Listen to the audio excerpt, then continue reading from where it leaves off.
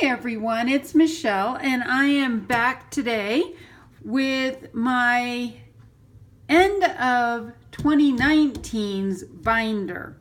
So if you're new to me, let me explain what this is. I journal every day, and for the last year I have journaled every single day except one.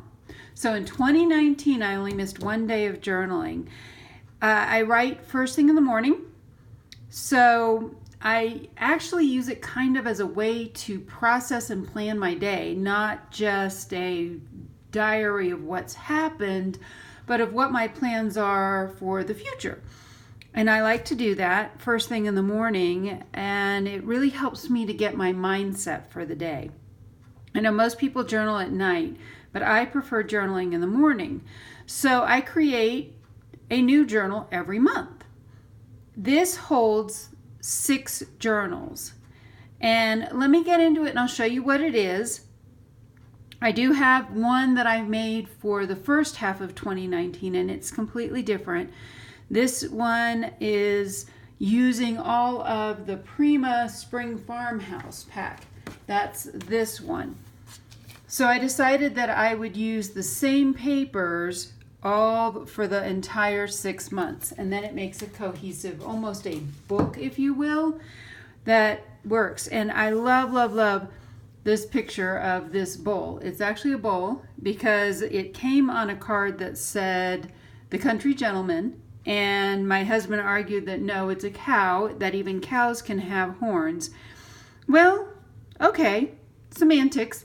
I just love the picture. So what I've done here is I've made a basic curved spine cover using hardboard, and I covered it then with this fabric that is very much it's an upholstery fabric. Somebody gave me a whole bunch of old upholstery samples. So I've been using those up slowly but surely.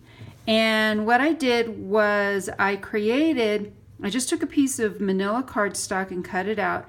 And this is a Tim Holtz embossing folder that I used, and I embossed it with this really pretty rose design, and then went over it with some Distress Oxide. The what color is that? I distressed it with the Tattered Rose, which is just a gorgeous color. I love that color. So I distressed it and went over that and inked it up with the Tattered Rose, and then I did do the edges with Gathered Twigs.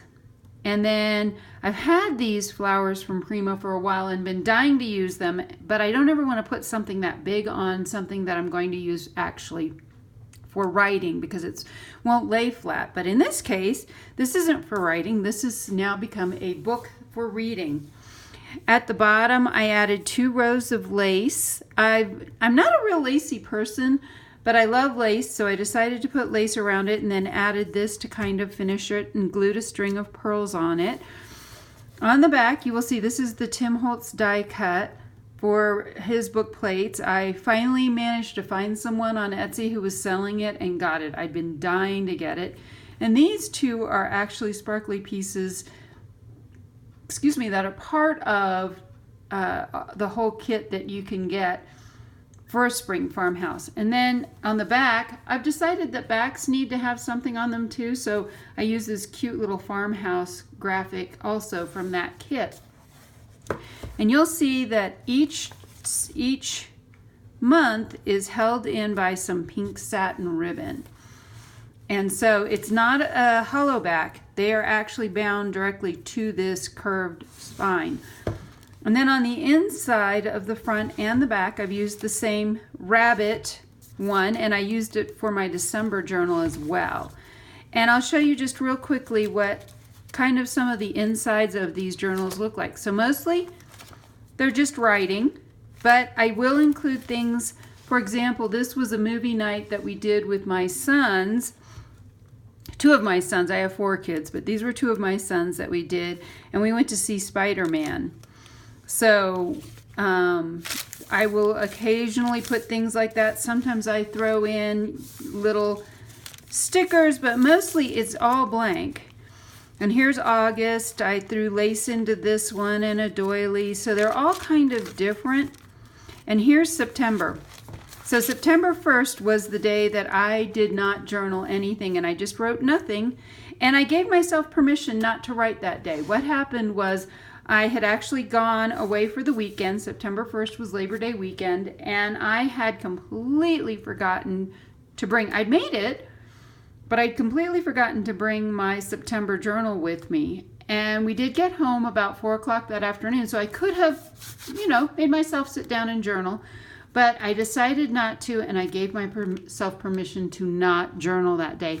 And I think that's really important. That's kind of my message today, is it's okay to give yourself permission occasionally to not do something.